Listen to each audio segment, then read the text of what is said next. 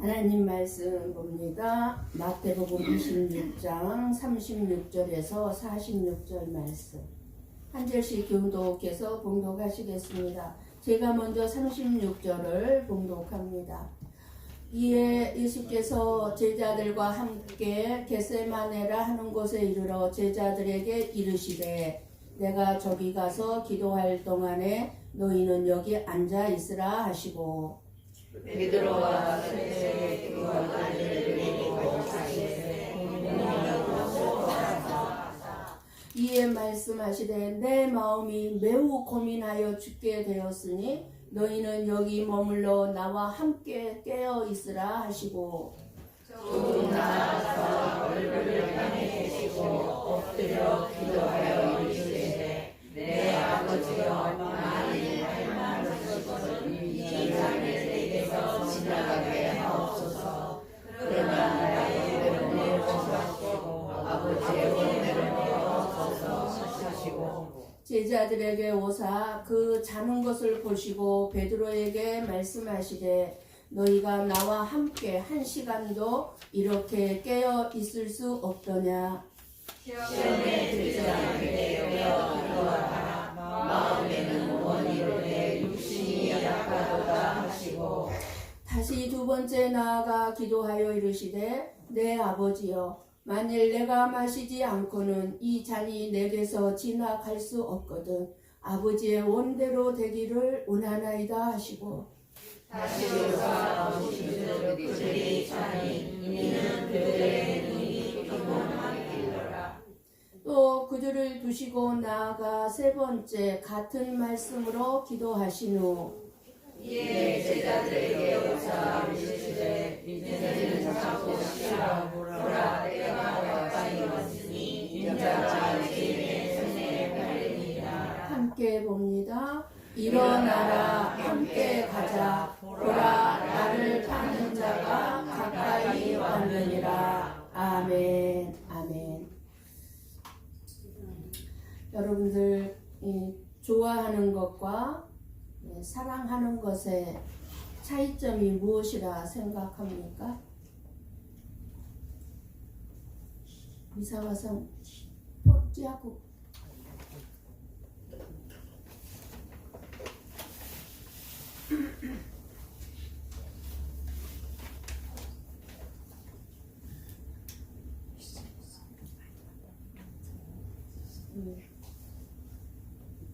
이 통역으로 잘 들리십니까? 들리면 손 좀 오른손. 예. 여러분 좋아하는 것과 사랑하는 것의 차이점이 무엇이라 생각하십니까? 우리들이 좋아하는지 사랑하는지 알 수 있는 잣대가 무엇이 됐습니까? 좋아하는지 사랑하는지. 좋아하는 것은 상대방을 통해서 자기 가치, 즉 쉽게 말씀을 드리면 내가 유익을 챙기는 것이 있을 때, 나에게 유익이 있을 때 좋아하는 것, 좋아하게 되는 것을 좋아한다고 합니다. 내가 저 사람하고 결혼하면 행복할 것 같아서 내 행복을 위해 결혼을 하는 것입니다. 저 사람하고 살면 경제적인 여유를 누리고 내가 행복하겠다. 그래서 결혼을 하는 것이 좋아하는 것입니다. 이것은 사랑하는 것이 아니고 좋아하는 것입니다. 그러니까 결혼을 했는데 상대방이 자기가 원하는 대로 안 해주니까 섭섭하고 불행하게 되고 그렇게 생각을 하게 되고 결국은 행복을 위해서 결혼을 했는데 내 뜻대로 안 해주니 어떻게 되겠습니까? 많은 부부들이 이혼을 하는 것입니다. 행복하기 위해서 결혼을 했는데 상대방이 나를 행복하게 안 해주는 거예요. 그러니까 이혼하는. 그러니까 좋아해서 결혼했던 거죠. 그러나 사랑하는 것은 상대방을 위해서 상대방의 입장에서 생각하고 내 자신을 희생하는 것이 사랑하는 것입니다.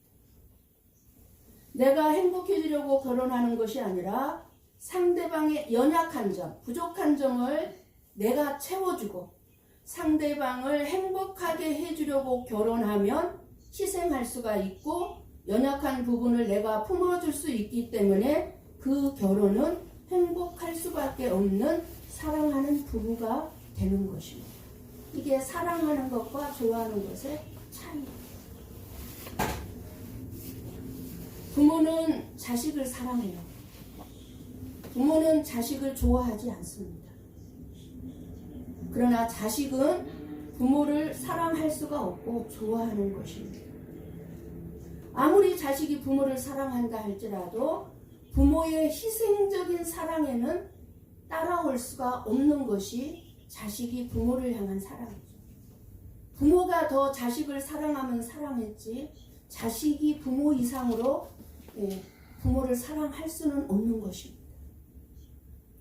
그래서 그 자식이 부모가 되면 부모에게 받은 사랑을 자기 자식에게 그대로 주죠. 자기 자식에게 사랑은 베풀지라도 내가 자식에게 베푼 사랑을 부모에게는 할 수가 없는 것. 그래서 이것을 희생적 사랑, 즉 내리사랑이라고 하는 것입니다. 내리사랑. 그러니까 우리는 하나님의 희생적인 사랑을 받은 자들이지 하나님을 사랑할 수가 없는 자들임을 알아야 하는 것입니다. 우리가 수시로 하나님 사랑합니다. 사랑합니다 고백하죠. 사랑한다 고백해야 합니다. 그러나 진짜 사랑을 알고 있다면 우리가 하나님을 사랑한다고 고백할 수가 없는 자들입니다. 내리 사랑은 있을지언정 올라가는 사랑은 있을 수 없기 때문입니다. 저희가 우리 아들이 안 왔다면 내가 우리 시어머니에게 전화를 했을 거예요. 그런데 아들이 와 있는 바람에 사랑이 내 자식에게 가니까 시어머니한테 전화하는 걸 잊어버렸어요. 올라갈 수가 없어요. 이거는 누구에게나 있는 사실이에요. 그러니까 모든 인간들은 하나님께 전혀 도움이 안 되는 자들입니다. 우리들의 착각은 우리들이 하는 일이 하나님께 도움이 된다고 생각하고 있다는 것입니다. 내가 하는 봉사, 내가 하는 섬김 이러한 것들이 하나님께 도움이 된다고 생각을 하는 것. 그러나 그러한 생각은요 마귀가 가져다 둔 생각인데 마귀는 저와 여러분에게 하나님을 믿지 못하게 하지 않습니다. 하나님을 믿지 못하게 하기보다는 다른 하나님을 믿게 해서 착각하게 합니다. 내가 하나님, 올바른 하나님, 진짜 하나님이 말씀하신 그 하나님을 믿고 있다고 착각하게 해서 다른 하나님을 믿게 하는 것이 마귀의 계략입니다.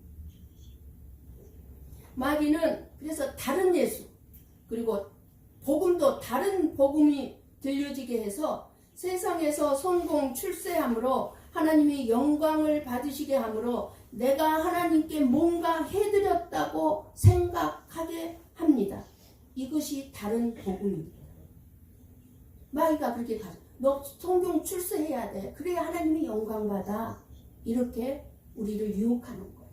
다른 복음으로. 마귀는 이렇게 다른 예수, 다른 복음을 믿게 해서 우리들이 세상을 사랑해서 세상에 빠지게 하는 것이 마귀의 계략입니다. 그래서 우리들은 마음속에 세상을 사랑하는 마음이 있어요. 세상을 사랑하는 마음이 무엇이겠습니까? 돈을 사랑하는 마음이 우리에게 있어요. 그래서 끊임없이 그 사랑하는 마음이 무엇으로 나타납니까? 출세, 성공, 어떻게든 돈을 많이 벌자. 여기에 목매다는 거예요. 우리 모두가 다. 마귀의 계략에 넘어가는 것이죠. 세상의 욕심을 채우고자 저와 여러분이 기도한다면 예수님을 좋아해서 세상을 사랑하는 것을 얻고자 하는 것입니다. 세상에서. 그러니까 예수님을 이용해서 이 세상에서 내가 사랑하는 것을 얻고자 하는 것. 그거는 예수님을 사랑하는 것이 아닙니다. 오늘 본문의 말씀은 그래서 예수님께서 하시는 기도로 저와 여러분에게 기도의 모범을 보여주시고 계십니다. 기도란 내 뜻이 이루어지기를 원하는 것이 아니라 아버지의 뜻이 이루어지기를 원하는 것이 기도입니다. 그러니까 기도를 우리가 할 때 내 뜻을 관철시키기 위해서 해서는 안 된다 그 말이에요. 기도는. 기도란 내 뜻을 관철시키는 것이 결코 아닙니다.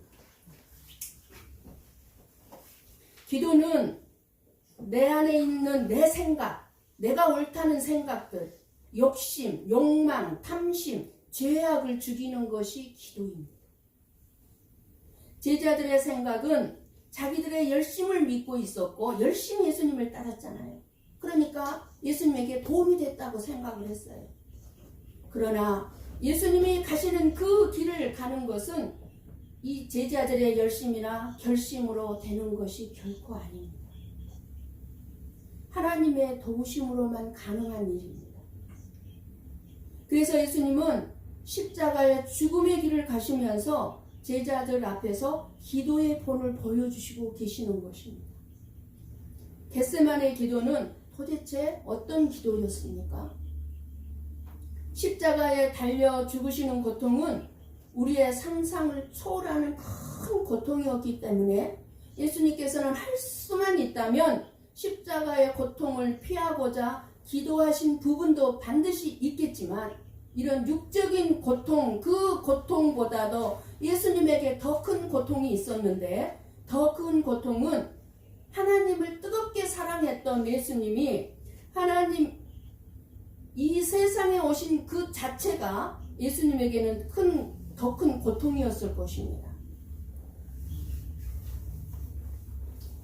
예수님은 왜 그렇게 슬퍼하시며 고민하며 기도하셨을까요? 여러분, 죽음은 죄의 결과로 모든 인간에게 찾아오게 되어 있죠. 그래서 어느 누구든지 죄의 결과가 무엇입니까? 우리에게 죽음이라는 것이 찾아왔습니다. 그리고 이 죽음은 하나님과의 단절입니다. 단절.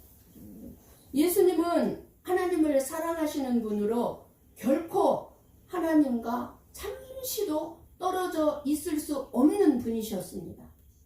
예수님이야말로 진짜 하나님을 사랑하셨던 분이었습니다. 그러니까 100% 사랑하는 하나님 아버지 앞에 순종하실 수 있었던 것입니다. 그런데 이 십자가의 죽음은 바로 하나님과의 단절을 의미하는 것이었기 때문에 겟세마네 동산에서 예수님은 견딜 수 없는 하나님 아버지와의 단절의 아픔을 견디면서 괴로워하셨던 것입니다. 왜요? 예수님은 죽으심을 통해서 하나님과 사흘 동안 하나님과 단절된 상태에 들어갈 수밖에 없었기 때문에 그렇습니다. 얼마나 그것이 예수님에게 큰 고통이었는지 모른다 그 말입니다. 인간들의 죄값을 대신 지불하셔야 하는 그 십자가 위에서의 죽음이 사랑하는 아버지와의 단절이었기 때문에 견딜 수 없으셨습니다. 저와 여러분이 정말 하나님 아버지 안에 내가 있지 못하고 하나님과 잠시라도 단절된 단 한 시간만이라도 단절돼 있다면 이렇게 예수님처럼 고민하고 괴로워하고 있을까요? 예. 우리는 그래서 하나님을 사랑하는 자들이 될 수가 없습니다. 오직 예수님밖에. 그래서 예수님은 심히 고민하고 슬퍼하시면서 함께 특별한 이 3명의 제자들에게 기도하자고 부탁을 하셨습니다. 그런데 제자들은 자고 있었던 것입니다. 예수님께서 잠든 제자들을 보시고 너희가 나와 함께 1시간도 깨어 있을 수 없더냐 하고 탄식하셨습니다. 저와 여러분은 참으로 영적으로 잠들지 말고 항상 깨어 있어야 될 줄을 믿습니다. 깨어 있지 못하면요 시험에 들고 실패하는 인생이 되고 맙니다. 왜요? 깨어 있지 못하면요 끊임없이 내 중심으로 생각할 수밖에 없기 때문에 실패한 인생인 거예요. 싸워서 이긴다고 승리한 인생일까요? 아니요. 싸워서 지는 인생이 오히려 승리한 인생이에요. 왜요? 깨어있는 자만이 지는 인생을 살 수 있기 때문이죠. 예수님은 지금 지는 인생을 살고 있잖아요. 예수님이 아니죠. 사탄은 한 영혼이라도 잠들게 하려고 애를 씁니다. 함께 기도하기를 부탁하였으나 제자들이 기도하지 못하고 잠들었다는 사실은 무엇을 의미하고 있을까요? 제자들이 다 한결같이 잠들었어요. 한마디로 얘기해서 사탄의 시험에 빠졌다는 것을 알 수 있어야 합니다. 제자들. 깨어 기도하고자 해도 사탄이 몸이 피곤하게 하여 잠이 들도록 공격한 것입니다. 여러분들이 기도하고자 할 때 유난히 그때 몸이 더 피곤하죠. 도저히 피곤해서 기도 이 시간 못하겠다. 조금 더 그냥 쉬다가 다음에 쉬고 난 다음에 기도하자. 그리고 기도 안 해버리는 거예요. 사탄의 유혹이 이미 넘어가고. 그래서 우리의 몸이 피곤하면 피곤할수록 정말 한 구절이라도 한마디라도 간절한 마음으로 기도해야 승리할 수 있다는 것입니다. 예수님의 고민을 알지 못하도록 사탄은 역사하였고 베드로로 하여금 시험에 빠지도록 유혹한 것입니다. 그러니까 깨어 기도하지 못했기 때문에 결국 베드로는 시험에 들고 말잖아요. 왜 제자들이 잠을 잤다고 생각합니까?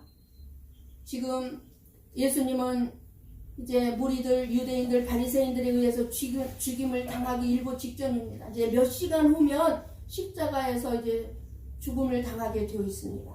그러나 제자들은 예수님이 십자가에서 죽임을 당한다는 사실을 전혀 모르고 있습니다. 깨닫지를 못하고 있습니다. 기도하지 못하고 깨어있지 못하고 있으니 깨달을 수가 없는 것이죠. 그리고 예수님을 따르고 있는 지금 이 3명의 제자들도 핍박을 받게 될 것이라는 그 사실도 모르고 있습니다. 자기 자신들도 앞으로 이제 핍박을 받게 될 것이라는 것을 모르고 있습니다. 고난이 자기들 앞에 있다는 사실을 모르고 있습니다. 즉 이제 세상 안에서 자신들이 겪게 될 고난을 전혀 생각하지 못하고 있는 거예요.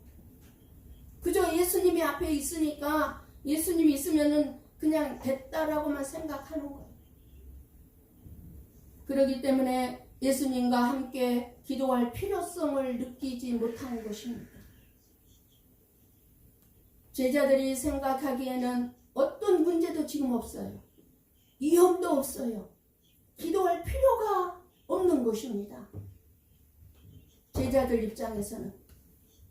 저와 여러분은 어떻습니까? 내 삶이 고달프고 살기 힘들고 어려우면 빨리 천국에 갔으면 좋겠다. 내가 너무 힘들고 고달프면 빨리 천국에 가고 싶다 라고 말하죠. 그런데 내 삶이 살기 너무 편하고 좋을 때는 기도할 필요성을 못 느끼고 있지를 않습니까? 문제가 없는데 무슨 기도할 필요성을 느낄 수 있겠습니까? 하나님과 단 한순간의 단절도 괴로워하고 계시는 예수님처럼 우리도 내 삶이 어렵든지 좋든지 병들었든지 내가 건강하든지 언제나 하나님과 함께 있기를 원하고 예수님이 하나님을 사랑하듯 우리들도 하나님을 사랑하는 자리로 갈 수 있도록 끊임없이 있어야 될 줄을 믿습니다. 오늘도 예수님은 우리들에게 말씀하고 있습니다. 40절을 봅니다. 함께 봅니다. 제자들에게 오사 그 자는 것을 보시고 베드로에게 말씀하시되 너희가 나와 함께 한 시간도 이렇게 깨어 있을 수 없더냐. 많은 성도들이 아직도 세상을 사랑함으로 하나님을 이용하고 있으면서 예수님을 사랑하지 못하고 있습니다. 바쁜 세상에서 단 한 시간도 하나님과 사랑하는 시간을 갖지를 못하고 있는 것이 현실이고 사실입니다. 여러분들 하루에 1시간씩 하나님과 사랑하는 시간을 갖고 있습니까? 못하고 있어요. 하나님 앞에서 기도하는 시간의 필요성을 갖지 못하고 그저 시간을 낭비하고 있습니다. 굳이 보지 않아도 될 인터넷에 들어가서 서핑을 하면서 시간을 낭비하고 있습니다.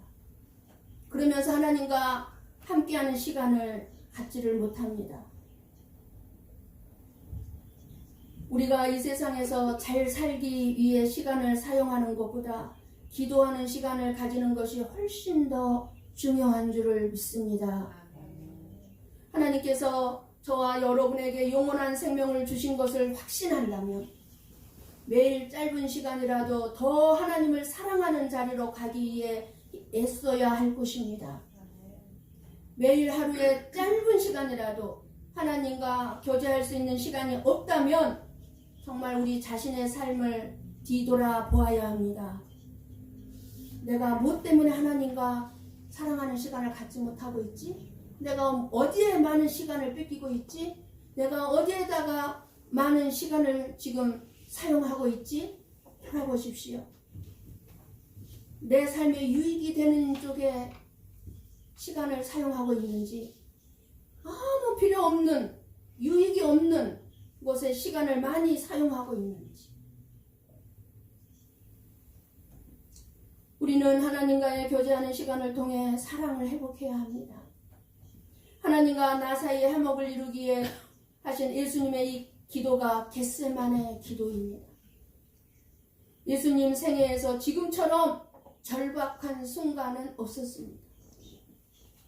오죽하면 하늘의 하나님이신 예수님께서 초라하고 보잘것없는 제자들 앞에서도 부끄럽게 여기지 아니하시고 마음을 열어서 나를 위해 기도하자고 함께 기도해달라고 부탁하고 계실까요? 예수님이 그런 부탁이 필요한 분이실까요? 아니. 마태복음 우리 37장 오늘 본문의 38절을 한번 다시 봅니다. 37절 같이 봅니다. 베드로와 세베대의 두 아들을 데리고 계실새 고민하고 슬퍼하사 이에 말씀하시되 내 마음이 매우 고민하여 죽게 되었으니 너희는 여기 머물러 나와 함께 깨어 있으라 하시고. 아멘.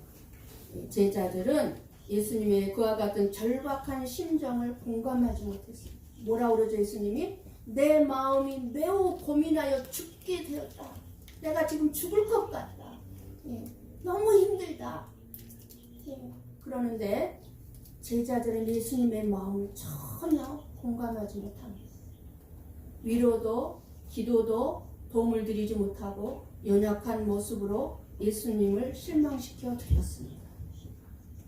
그럼에도 불구하고 예수님은 제자들을 이해해 주셨습니다.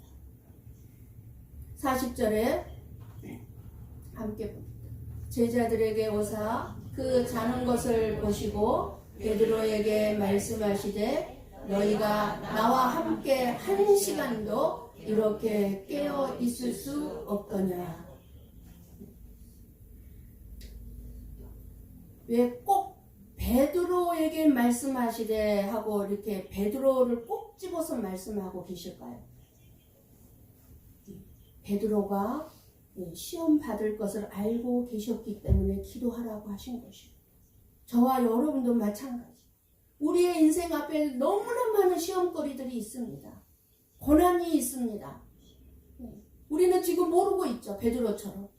그러나 우리가 날마다 미리 깨어 기도한다면 얼마든지 대처할 수 있고 이겨낼 수 있고 시험에 빠지지 않을 수 있다는 것입니다. 그래서 41절 말씀하죠. 함께 봅니다. 시험에 들지 않게 깨어 기도하라. 마음에는 원이로되 육신이 약하도다 하시고. 저와 여러분이 깨어 기도해야 하는 이유를 분명하게 말씀해주고 있습니다. 시험에 들지 않게. 시험과 유혹은 저와 여러분들에게 끊임없이 다가오고 있고 다가올 것입니다. 2024년입니다. 이렇게 시험과 유혹에 우리가 타협하거나 피하지 말고 깨어 기도함으로 이겨낼 수 있기를 원합니다. 예수님은 제자들의 연약한 육신을 인정하시고 또 이해해 주셨습니다. 이것이 사랑입니다. 이해해 주는 것, 품어주는 것, 이것이 사랑입니다. 좋아하는 것이 아니에요. 예수님이 제자들에게 실망하고 화를 내고 돌아서는 것이 아니죠.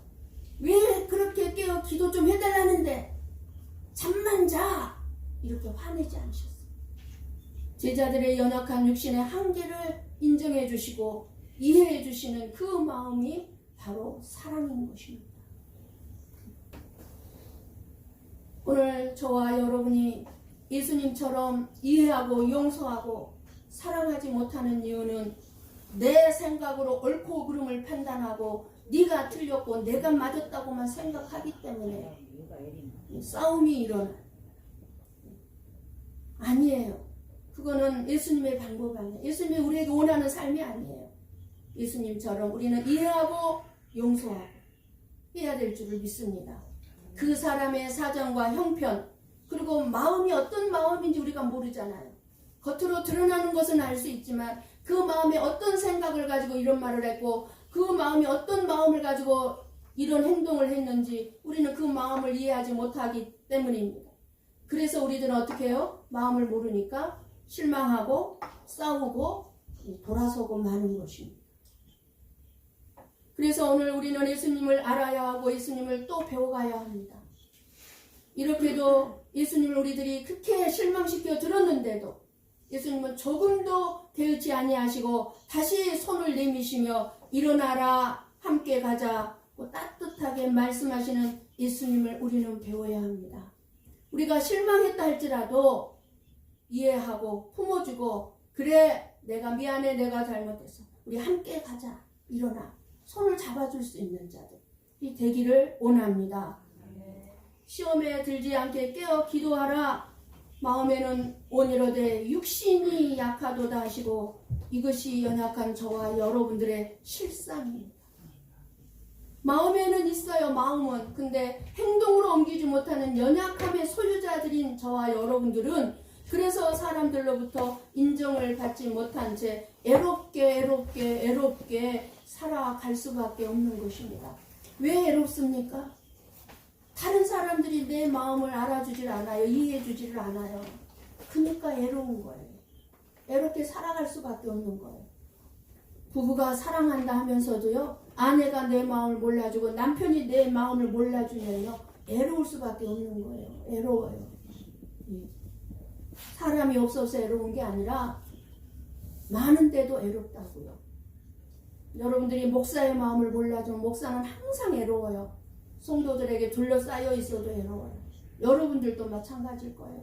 목사가 여러분의 마음을 다 이해하지 못하고 알아주지 않으면 여러분들은 몹시 애로울 거예요. 그렇게 우리는 애롭게 살아갈 수밖에 없는 자들이에요. 그래서 예수님께서는 제자들 가운데서 특별히 다시 뽑으신 3명의 제자들이 비록 지금은 이토록 연약하고 부족해서 예수님의 마음을 공감하지 못하고 자고 있을지라도 이제 때가 되고 성숙해지고 훈련을 받아서 서로를 알아가게 되면 성숙하게 자라나면 훌륭한 제자들이 될 줄로 믿고 지금 사랑으로 기다려주고 계시는 것입니다. 우리 모두를 사랑으로 기다려줄 수 있어야 될 줄을 믿습니다. 훗날에 이제 제자들은 예수님의 기대에 결코 어긋나지 않은 훌륭한 제자들로 거듭나서 다 예수님과 같이 십자가에 못 박혀 순교를 당하지 않습니까? 그렇게 놀라운 사명을 이루고 이 세상에 교회를 세웠고 구원의 역사를 이 땅에 만들어 놓았던 것입니다. 왜요? 예수님의 사랑으로 기다려 주셨기 때문에. 그러므로 오늘 우리들도 지금 현재의 모습만 보지 말고 능력받고 거듭나고 변화된 내일의 모습, 미래의 모습을 볼 수 있는 눈을 가지고 예수님과 같은 지극한 사랑으로 기다리며 지금은 마음만이라도 이해하고 받아주는 멋진 따뜻한 마음이 되어야 될 줄을 믿습니다. 우리가 분명하게 알고 살아야 하는 것은 이 세상은 멸망의 장소라는 것입니다. 이 세상은 영원히 유지될 세상이 아니에요. 멸망당할 장소라는 것을 잊지 말아야 합니다.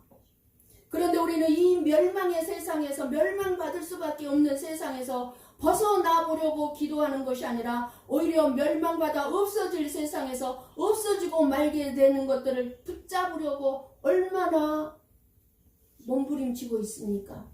나에게 주어진 현재의 삶에 만족하지 못하고 감사하지 못하고 더 좀 움켜보려고 몸부림치고 스트레스를 받고 있지 않습니까?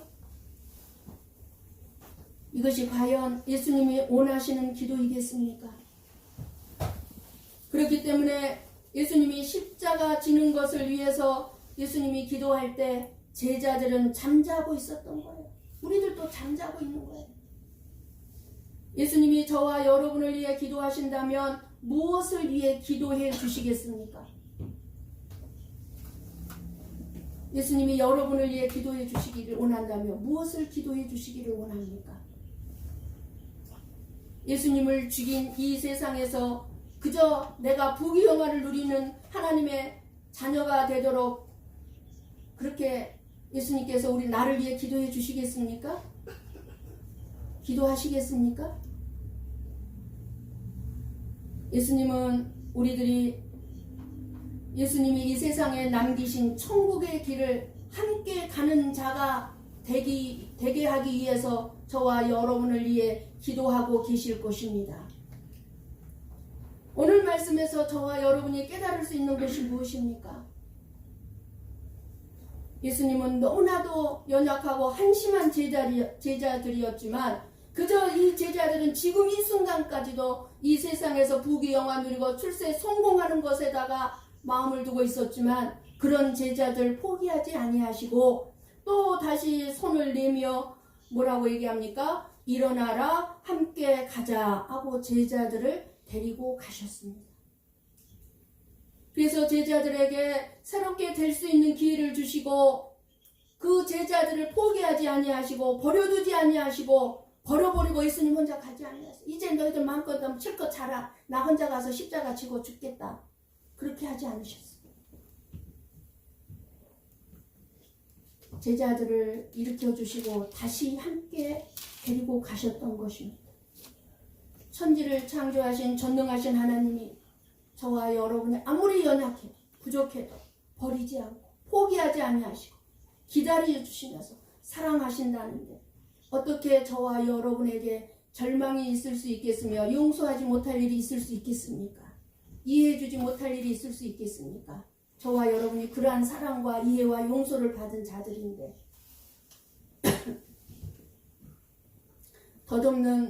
덧없이 흐르는 세월 참으로 빨리도 지나갔습니다. 희망을 안고 시작했던 2023년도 오늘이 마지막 주일이 되었습니다. 과연 우리는 어떻게 남은 삶을 복되게 하고 승리하고 예수님의 제자답게 당당하게 다른 사람들을 사랑하고 예수님 앞에 설 수 있겠습니까? 힘을 다해 이해해주고 마음만이라도 포용해주고 넉넉하게 받아주고 한 번 더 기회를 주며 기다려주는 가슴 따뜻한 사랑이 우리들에게 있을 때 우리들도 예수님의 12 제자들과 같이 승리하는 일꾼들이 될 수 있고 다른 제자들을 만들어낼 수 있을 것입니다. 영향력 있는 인생이 될 것입니다. 2024년도에는 예수님께서 앞서가시면서 일어나라 함께 가자 하십니다. 네가 생각한 길이 아니지만 너희들이 생각한 길이 아니지만 내가 가는 길이 이 십자가의 길이니까 너도 함께 가자고 부르십니다. 저와 여러분에게도 너희들이 원하는 길로 내가 인도하지 아니할지라도 내가 너와 함께 가는 길, 그 십자가의 좁은 길, 협착한 길일지라도 나와 함께 가자. 일어나라. 2024년을 그렇게 가자고 하십니다. 우리는 뒤따라야 될 줄을 믿습니다. 우리 모두 2024년 한 해도 일어나서 예수님과 함께 가십시다. 오늘도 예수님께서 저와 여러분을 향해 2024년도 일어나라 함께 가자고 하는 이 놀라운 은혜와 축복이 여러분의 영혼 가득히 넘치기를 주님의 이름으로 간절히 축원합니다. 아멘. 기도하시겠습니다.